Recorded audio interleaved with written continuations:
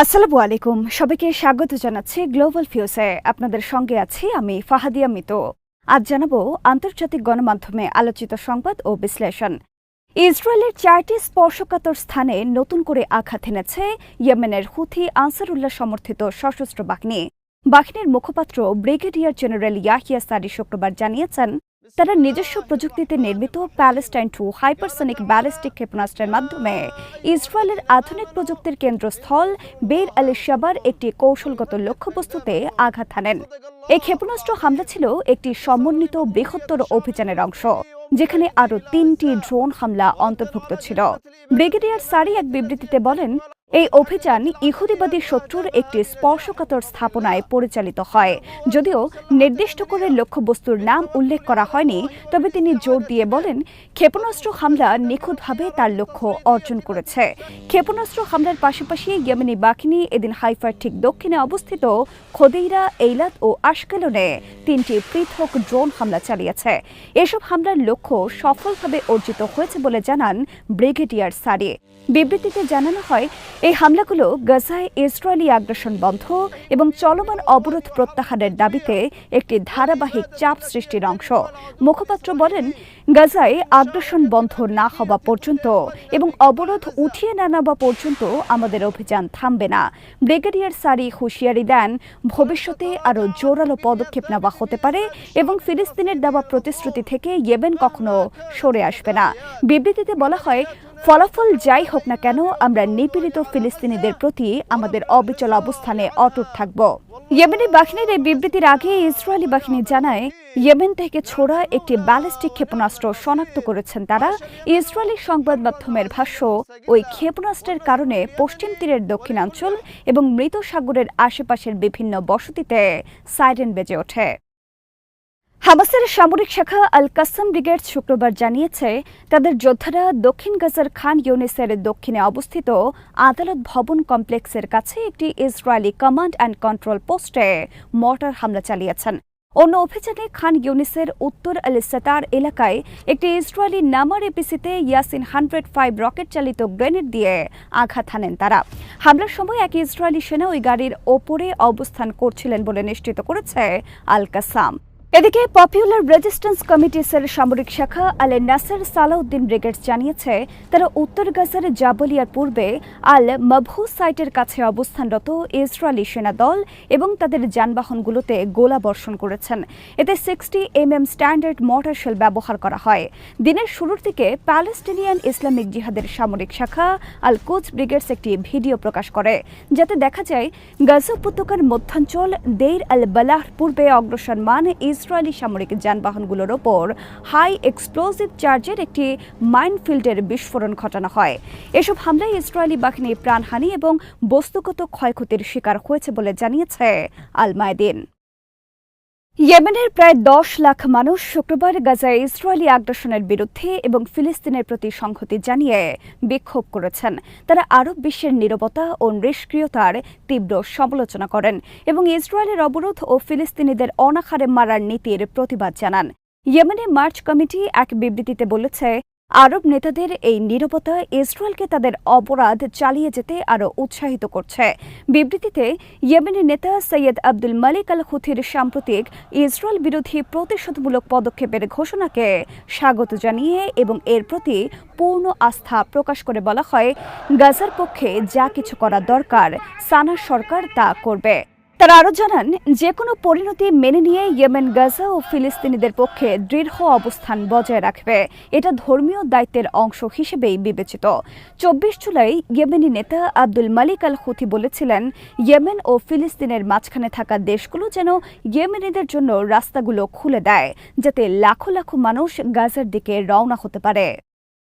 গাজা উপত্যকায় ইসরায়েলি গণহত্যার বিরুদ্ধে তেল আবিবে প্রায় লাখো মানুষের বিক্ষোভ হয়েছে। সেখানে ক্ষুধার্ত ফিলিস্তিনি শিশুদের ছবি বহন করা হয়। বিক্ষোভকারীরা যুদ্ধ বন্ধ এবং গাজায় আটক ইসরায়েলি বন্দীদের ফিরিয়ে আনার দাবিতে তেল আবিবের হাবিমা স্কয়ার এবং সংলগ্ন রাস্তায় জড়ো হন। তাদের মধ্যে কয়েকজনের হাতে থাকা প্ল্যাকার্ডে গাজায় যুদ্ধ অপরাধ এবং গণহত্যার জন্য ইসরায়েলের নিন্দা জানানো হয় এবং সেনাদের যুদ্ধে অংশ না নেবার আহ্বান জানানো হয়। অন্যদের হাতে ক্ষুধার্ত ফিলিস্তিনি শিশুদের ছবি দেখা যায়, যার একটিতে লেখা ছিল মানবতা বিরোধী অপরাধ রুখে দাঁড়াও।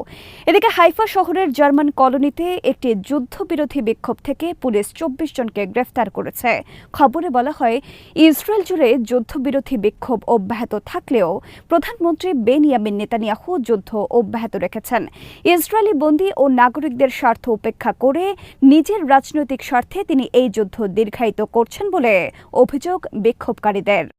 জাতিসংঘের খাদ্য সহায়তা কর্মসূচি সতর্ক করে বলেছে, ফিলিস্তিনের গাজা উপত্যকায় প্রতি 3 জনের 1 জন না খেয়ে দিন পার করছেন। বিশ্ব খাদ্য কর্মসূচি বা WFP এক বিবৃতিতে বলেছে, গাজায় পুষ্টিহীনতা বাড়ছে, 90,000 নারী ও শিশুর জরুরি চিকিৎসা প্রয়োজন।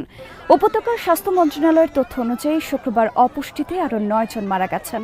এর মধ্য দিয়ে যুদ্ধ শুরুর পর গাজায় ক্ষুধা ও অপুষ্টিতে মৃত্যুবরণ করা মানুষের সংখ্যা দাঁড়ালো 122। স্থানীয় সংবাদ মাধ্যমের খবরে বলা হয়, সংযুক্ত আরব আমিরাত এবং জর্ডান গাজায় নতুন করে বিমান থেকে ত্রাণ ফেলার উদ্যোগ নিয়েছে। তবে জর্ডানের এক ঊর্ধ্বতন কর্মকর্তা জানিয়েছেন, ইসরায়েলের কাছ থেকে এখনও তাদের সেনাবাহিনী এই সংক্রান্ত প্রয়োজনীয় অনুমতি পায়নি। এদিকে গাজায় ত্রাণ সহায়তা প্রবেশের ওপর থেকে অবিলম্বে বিধিনিষেধ তুলে নিতে শুক্রবার ইসরায়েলের প্রতি আহ্বান জানিয়েছে জার্মানি, ফ্রান্স ও যুক্তরাজ্য। এই 3 দেশ এক যৌথ বিবৃতিতে অবিলম্বে গাজায় চলমান মানবিক বিপর্যয় ও যুদ্ধ বন্ধের আহ্বান জানায়। দেশগুলো বলেছে, ইসরায়েলের আন্তর্জাতিক মানবাধিকার আইন মেনে চলা উচিত। জাতিসংঘ মহাসচিব অ্যান্টোনিও গুতেরেস বলেছেন, আন্তর্জাতিক সম্প্রদায়ের উদাসীনতা ও নিষ্ক্রিয়তা ব্যাখ্যা করার মতো নয়। কোনো করুণা নেই, সত্য নেই, নেই কোনো মানবতা। অ্যামনেস্টি ইন্টারন্যাশনালের বৈশ্বিক সম্মেলনে বক্তব্য রাখতে গিয়ে গুতেরেস বলেন, 27 মে থেকে এই পর্যন্ত খাদ্য সংগ্রহের চেষ্টা করতে গিয়ে ইসরায়েলি সেনাদের গুলিতে 1000-এর বেশি ফিলিস্তিনি নিহত হয়েছেন। ওই সময় থেকে যুক্তরাষ্ট্র ও ইসরায়েল সমর্থিত গাজা হিউম্যানিটারিয়ান ফাউন্ডেশন জাতিসংঘের বিকল্প হিসেবে গাজায় ত্রাণ বিতরণ শুরু করে। এদিকে যুদ্ধবিরতি ও বন্দী মুক্তি নিয়ে ইসরায়েল হামাস নতুন চুক্তির সম্ভাবনা অনিশ্চিত হয়ে পড়েছে, কারণ যুক্তরাষ্ট্র ও ইসরায়েল কাতার থেকে তাদের আলোচনার জন্য পাঠানো দল প্রত্যাহার করে নিয়েছে। মার্কিন প্রেসিডেন্ট ডোনাল্ড ট্রাম্প বলেন, হামাস আসলে কোনো চুক্তি করতে চায় না। তিনি বলেন, আমার মনে হয় তারা মরতে চায়। তবে হামাস যুক্তরাষ্ট্রের এমন মন্তব্যে বিস্ময় প্রকাশ করেছে। হামাসের একজন জ্যেষ্ঠ কর্মকর্তা বিবিসির গাজা প্রতিনিধিকে বলেন, মধ্যস্থতাকারীরা তাদের জানিয়েছেন আলোচনা এখনো ভেস্তে যায়নি। আগামী সপ্তাহে ইসরায়েলি প্রতিনিধি দলের দোহায় ফেরার কথা রয়েছে।